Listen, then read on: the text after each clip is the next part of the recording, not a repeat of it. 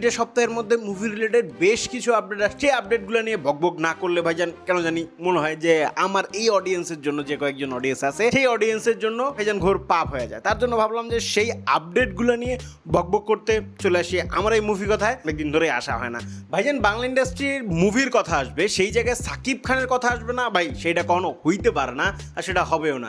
যার কারণে সাকিব খান রিসেন্ট টাইমে তার ফেসবুক ওয়ালে একখান পোস্ট করে ফেলেছে, যেই পোস্টটা রীতিমতো সাকিবিয়ান ভক্ত থেকে শুরু করে সবার হৃদয়ে ধরায় ফেলাইছে। হ্যাঁ, আমি বলছি সাকিব খানের রিসেন্ট করা একখান পোস্ট, যে জায়গায় সে নিজে মেনশন করছে, অর্থাৎ সাকিব খান নিজে মেনশন করছে যে বরবাদ টিমের সাথে তার আরো একটা কাজ আসতে যাচ্ছে। তো আমরা তো ভাই অধীর আগ্রহ অপেক্ষা করতেছি, কারণ তার এই অ্যানাউন্সমেন্টটা একদমই অফিসিয়াল এবং সেই অফিসিয়াল অন্য কোনো থার্ড পার্টি সোর্স থেকে নেওয়া না।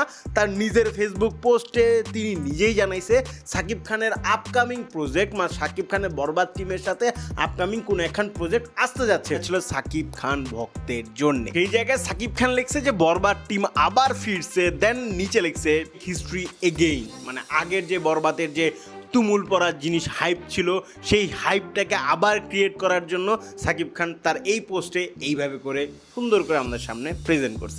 সাকিব খানের কাছ থেকে চলে আসি এবার ডিরেক্টলি হলিউডের কাছে, কারণ এই হলিউড আমাদের সামনে রিপ্রেজেন্ট করছে মাখন একখান জিনিস। এটা হচ্ছে ভাই ফুটবল প্লাস হলিউড, মানে ফুটবল প্লাস মুভি মিক্স করছে আর কি। মানে ব্র্যান্ড নিউ ডেতে ভাইজান আর অন্য কাউকে দেখতে যাব না ভাই, মেসিকে দেখতে যাব, বল যাকে বলা হয় ভাইজান ফুটবলের ইতিহাসে সেরা প্লেয়ার গোট, আর সেই গোটকে আমরা দেখতে যাব স্পাইডারম্যানের ক্যামিওতে।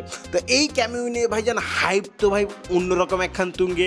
সে কত টাকা পাইছে বা এই ছোট্টখাট্টো ক্যামিওর জন্য তাকে কত টাকা দেওয়া হয়েছে, এই সব কিছু নিয়ে ভাইজান অনেক বেশি হাইপ চলতেছে ইন্টারনেট দুনিয়াতে। তো সেই ইন্টারনেট দুনিয়ার মধ্যে আরেকটা জিনিস একটু বেশি চর্চার মধ্যে আছে, যে এই যে মেসি একমাত্র ফুটবলার না যাকে এইভাবে টিভি বা মুভি রিলেটেড কাণ্ড কারখানায়, যেই জায়গায় আমরা যদি ভালোভাবে লক্ষ্য করি তাহলে দেখবো নেইমার জুনিয়রকে নেক্সটের কোনো একটা সিজনে দেখছিলাম, তখন একখান ভালোই বাস চলছে ভাই, ভালোই হাইপ চলছে। ব্যাডম্যানের সাথে এই যে মেসির কোলাবোরেশন, সেটা ভাইজান পুরাই মাখন মনে হইতেছে আমাদের কাছে।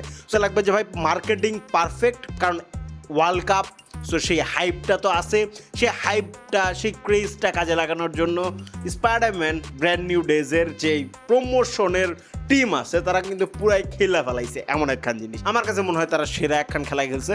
দেন এবার চলে আসি নেক্সট নিউজে, যেই জায়গায় ভাই হাইপ পুরাই তুঙ্গে দুইটা মুভিকে নিয়ে। ইয়াসের টক্সিক, যেই টক্সিকের একখান টিজার বের হইছে, সেই টিজারটা নিয়ে ভাই এক একজনের এক এক মতামত, কারণ ভাইজান টিজারটাই তৈরি করছে ওইভাবে যে ভাই হাইপ ক্রিয়েট হোক, নেগেটিভ হইলেও ভাইজান মন্তব্যটা হোক। আর সেই জায়গা থেকে ইয়াসের অ্যাগ্রেশন থেকে শুরু করে ওই জিনিসপাতি সব মিলায় পুরো টিজারটাকে মানুষের মুখরোচক বানায় ফেলাইছে। অলরেডি সেটা নিয়ে গল্প স্বল্প চলতেছে।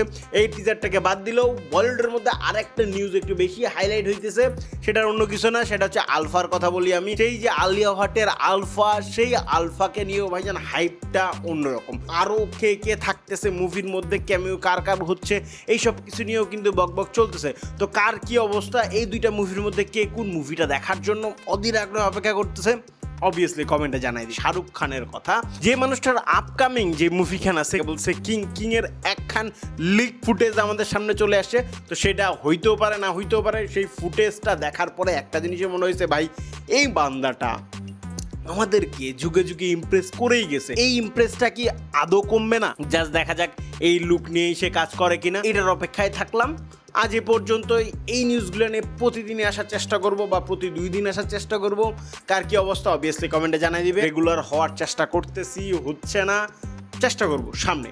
আজ এ পর্যন্তই, দেখা হবে নতুন কোনো ভিডিওতে নতুন কোনো টপিকের সাথে। ততদিন সুস্থ থাকুন, সুন্দর থাকুন। দিস সাবি 2.1 সাইনিং আউট।